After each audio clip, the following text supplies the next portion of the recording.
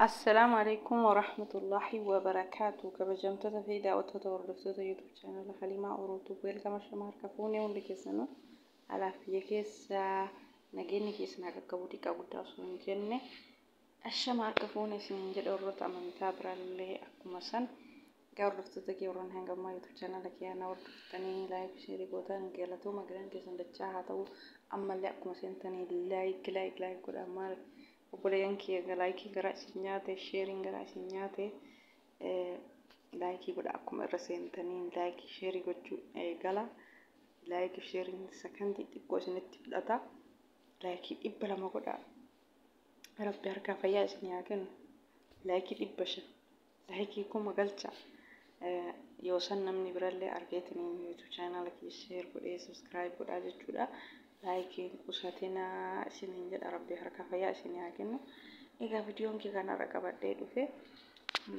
أبوليان كيا كهدو ركون الرجو نمنا تقول ركون الرجاء أكوان الرجاء تديال لالي وفي رجع تقول ربنا ربنا أولجو فورا تقول أري تقول براديمو ربنا نقولني أما اللي نموت هك أنا ما نمر أوركتان وهي كانت الرد بتشو بربادي keessumaayuu dhiiras ta'e shamaras ta'e namoota biyya alaa jiru akkamitti akka dalaynee birriif nutu beekaa jechuudha. Rabbiin nu haa laafisu. Keessumaayuu warroonni dhiiraa gaala eegan, re'ee eegan, hoolaa eegan baadiyyaa keessatti aduun ka isaanii ta'e, qorri ka isaanii ta'e, roobni ka isaanii ta'e sharaa hoxxaratanii aduu keessa ciisanii jiraatanii jechuudha. Kanaaf akkaataa nuti finna namoota beekaa jechuudha. Keessumaayuu namoota eessumatti maallaqa argatanii mana nuu ijaari jedhanii obboleessa argatanii mana nuu ijaari jedhanii birallee bira haa kaayatanii manallee nuu ijaari haa jedhanii akkuma haadhallee abballee takka rabbii laaffiseetu haqa namaa walitti qabee akka namni yoo gale namni kun ofii biyya namaatti gubatee ifaajee isaa kan hin tarakkabaa fi jedhee namaa yaada jechuudha. Irra caalaan isaa garuu namaa yaadu jechuudha. Akka ittiin finnu immoo namatu namaaf rabbii walitti beekaa rabbiin waa laaffisu rabbiin hunda kenna ifaajee kenna haqa kenna nun dhabsiisini Allahu aalam jechaatu maali of gatullee hin barbaachisu.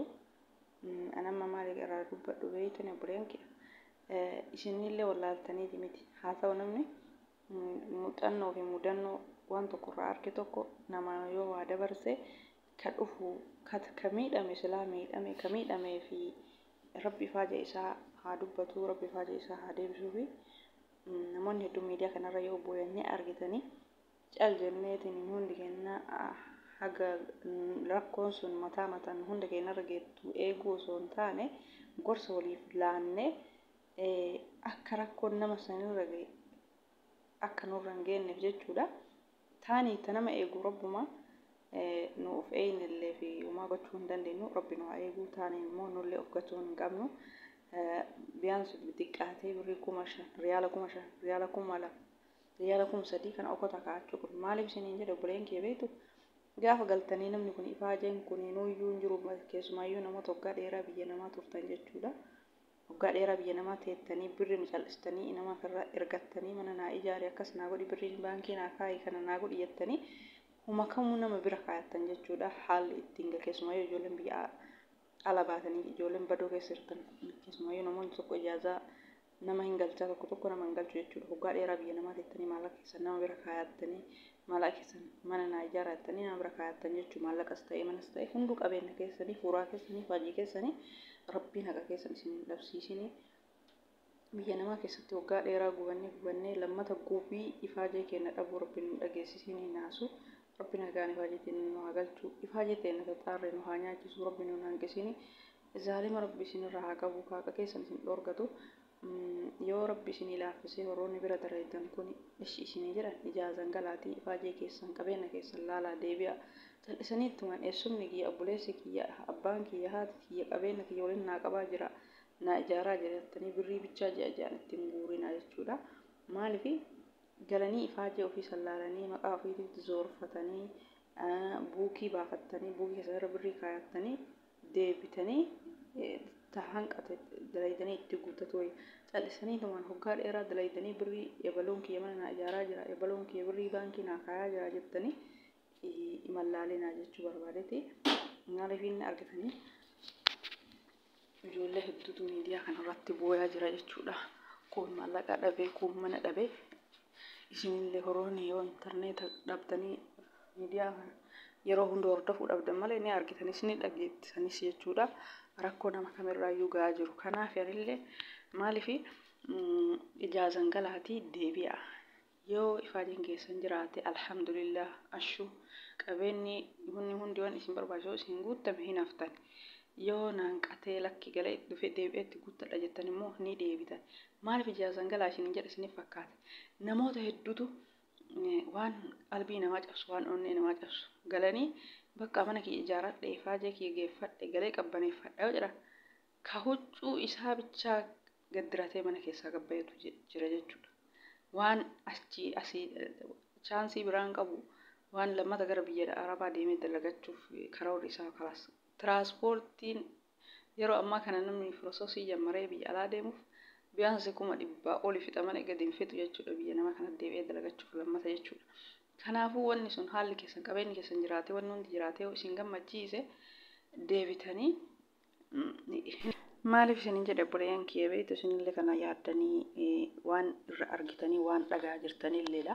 Ijoollee hedduu amma garee bakka kun ifaajee waan dhoorgataniif kun qabeen ofiisa waan dhabee rifateef bakka waan biraan qabu biyya namaa deebi'ee dalagadoo jedhu waan hojii godhatu dhabaa jechuudha. Waan hojii isaa godhatee asiin deebi'u dhabaa jechuudha. Kanaaf diqqaatee birrii 5,000 uffata keessan irratti hodhattanii wallaahi dhugaa isiniin jedha. Boruu namni biyya namaa kana keessatti waggaa dheeraa dalagee ifaajee ofii yoo dhabe maraatuu malee wanni isaa hafu tokko hin jiru. Gariin kamaraatee asfaaltii irra bahee caala. Kamaraatee xabala fidanii achi hidhanii irra ta'antu caala. Kuni rakkoon kuni keessa namni namaa beeku namni namaa yaadu hin jiru. Namni kun akkamii akka biyya namaa kana gubatee fidee namni namaa beekuuf namaa na'us hin jiru yoo rabbi tokkochaa malee. Kanaaf maraattanii asfaaltii irratti bahurra maraattanii namni xabala qabee isin fidurra osoo rakkoon boruu takka isinirra hin geenne maaliif hundi isaatu qarra sadarkaa kanarra kan osoo kalee akkanatti gorsa fudhatee dhageeffatee rakkoo namni tokko rakkoo irra gahu isaa dabarsee fi boruullee anallee waan irra gahu hin beekumi har'uma ofii kiyya ofiif yaaduu wayyaa namni isin yaadu hin jiru. Obboleeyyan kiyya dhugama isiniin jedha. Anas ta'e isinis ta'e ofii keenya amma dursine yaaduu qabna. Biyaansi 5,000 3,000 okota kaachuu qabna. Huccuu keessan irratti lilmuun hodhadhaa dhugama isiniin jedha. Adabni garaa humaan godhu. Gaafa manni keessan dhabamee yookaan ifaajee keessan rabbi isinitti hin fidinii rabbi isinirraa haa qabu obboleeyyan kiyya. Hamtuu isin dhageessisin. Ifaajee keessan isin dhabsiisin. Haqa keessan rabbi isin hin dhabsiisin. Yaa obboleeyyan kiyya rabbi isinirraa haa qabu hamtuu. Rabbi isin naasisin. Ani maaliif of xinniqqaaqee godhanii of eeguu wayyaa waan tokko amananii tiniin of gatanii tiniin maallaqa ofii fixanii mana kiyya maalii kiyya geeffadhee gala jedhanii of gatanii galuurra yoo of duuba qabattan gara biyya namaa of duuba deebitanii dalaguu dandeettanii jechuudha. Achitti osoo dalagaayyuu dalagde guyyatti dhagaa baatte birrii 200 ooltaa jechuudha. Birriin 200 dhiisiti birriin 5,000 waa bituu dadhabde jirti amma yeroo ammaa kana Itoophiyaa keessatti birriin 5,000 waa bituu dadhabdeetiin hin jirti. Kanaaf of hin gatina jiraatullee qabeenyi keessan jiraatuu baatullee rabbi isin hin dhabsiisini isin waa of duuba qabadhaa. Bakka dalagan kanallee yoo jarri isin jette ijaazan gala. Roobbilaan ka jara, wociin ka jara, yani xiyyaar wanni kafalamu ka jara. Kanaafuu wocii takka malee yoo tole haya yoon toliin illee of duuba deebitanii dalagattani. Sammuu keessan cinqitanii rakkoon ofirra geettanii boru booyurra har'uma ofii kenna ofii yaadne ofii booyuu hoyyee jechuudha. Nuyin biyya namaa jiru anas ta'e isinis ta'e har'uma ofii yaaduu wayya. Kanaaf anillee yaada kiyya isiniif qoode rakkoon obboleeyyan kiyya rakkoo kiyya. Kanaafuu rabbi rakkoo isinirraa haa qabu. Rabbi rakkoo nutti hin fidin. Rabbi naasuu nutti hin fidin. Rabbi fuuraa kenna nu hin dhabsiisin. Fuuraa kenna rabbi nagaan itti nu galchee nu haa nyaachisu. Halkanii guyyaa gubannee irriba dhabnee xiqqaannee tuffatamnee arrabsamnee namaa gadi taanee wanni hundi hawwii nuuf ta'e jiraannee duniyaa kana walitti qabne qalbii ittiin finne rabbi ifaajee kenna nu dhabsiisinii warroota ifaajee keessan dhabdanii qalbiin isin badee biyyaa galtanii waan deebitanii dhabdanii liqaa ganaa sooyxanii yeroo ammaa kana eenyu nama liqeessa yeroo ammaa kana namni biyya alaa deemu birrii guddaa baasa jechuudha. Kanaaf ijaazan galaatii birrii of duuba qabaadhaa gorsii kana fakkaata.